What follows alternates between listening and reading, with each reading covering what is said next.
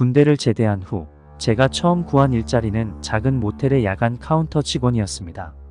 당시에는 돈도 급했고 이 일이 그렇게 힘들지 않을 거라 생각했어요. 모텔은 도시 외곽에 위치한 7층짜리 건물이었고 룸살롱이나 마사지샵 같은 부대 시설이 있는 평범한 곳처럼 보였습니다. 그러나 그곳에서의 경험은 제가 평생 잊을 수 없는 악몽 같은 시간이었습니다. 모텔에 근무한 지 얼마 되지 않아 이상한 일이 시작됐습니다. 그날은 평소와 다를 것 없는 밤이었어요. 새벽 1시쯤 사장님이 304호 커플이 되실 시간이 끝났으니 추가 요금을 받으라고 당부하셨죠. 그런데 시간이 지나도 그 방에서 전화를 받지 않았습니다. 전화벨은 울리는데 아무도 받지 않는 겁니다.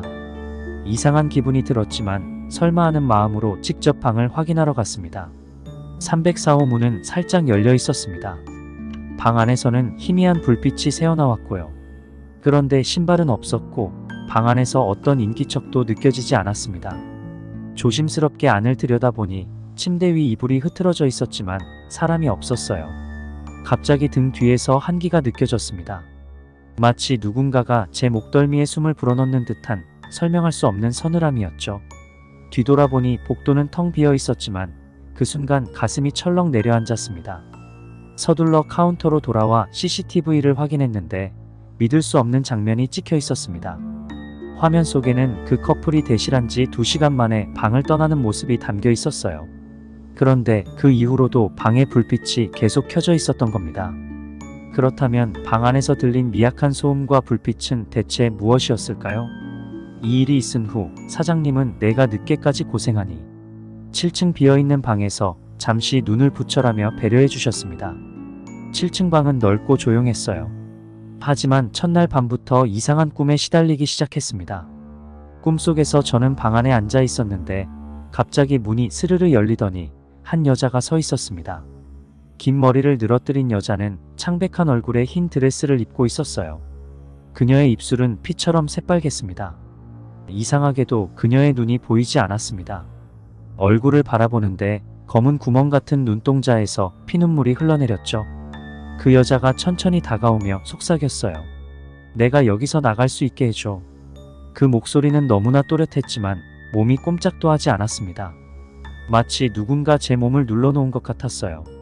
꿈에서 깨어났을 때는 온몸이 땀에 젖어 있었습니다. 방 안은 이상하리만큼 차가웠고 창문이 살짝 열려 있었습니다. 이상한 점은 제가 잠들기 전 창문을 확실히 닫았다는 겁니다. 모텔 안에서도 유독 403호는 이상한 소문이 많았습니다. 오래 일한 직원들조차 그 방은 청소할 때마다 기분이 이상하다며 기피했죠. 한 번은 제가 청소를 맡게 된 날이 있었습니다. 방에 들어가 보니 벽 한쪽이 축축하게 젖어 있었습니다. 샤워실에서 물이 새었나 싶었는데 이상하게도 물기가 빨갛게 변해 있었습니다.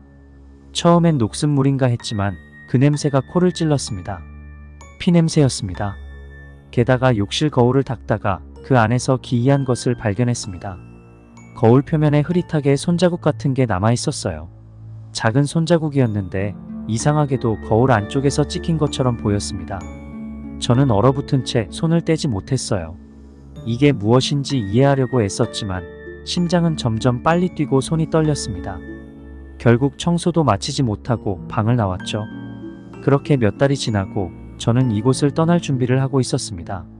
하지만 마지막으로 근무하던 밤 진짜 끔찍한 경험을 하게 되었습니다. 카운터에 앉아 있는데 복도 끝에서 누군가 제게 손을 흔드는 것이 보였습니다. 처음에는 술에 취한 손님이 방을 잘못 찾은 줄 알았습니다. 그런데 그 손길은 점점 이상해졌어요. 손을 흔들던 팔이 점점 길어지는 것 같았고 그 형체는 사람이라기보다는 뭔가 기이하게 뒤틀린 존재처럼 보였습니다. 겁에 질려 CCTV를 확인했지만 화면에는 아무것도 잡히지 않았습니다. 그런데 제가 고개를 돌렸을 때 그 형체가 카운터 바로 앞에 서 있었습니다. 얼굴은 희미하고 흐릿했지만 한 가지는 또렷하게 보였어요. 웃고 있었습니다. 너무나 잔인하고 소름 돋는 미소를 짓고 있었습니다. 그날 저는 그대로 모텔을 뛰쳐나왔습니다. 사장님께는 이유를 설명하지 않고 그만둔다고만 말했습니다. 다행히도 사장님은 아무 말 없이 제 결정을 받아들이셨죠. 마치 이런 일이 처음이 아니라는 듯 말입니다. 그 모텔을 떠난 후에도 가끔 악몽을 꿉니다. 403호에서 들리던 웃음소리, 꿈속에서 찾아오던 여자의 목소리, 그리고 CCTV에 잡히지 않았던 그 형체. 과연 이 모든 것이 제 착각일까요? 아니면 그곳에는 정말 무엇인가가 존재했을까요? 지금도 모텔 근처를 지나칠 때면 등골이 서늘해집니다.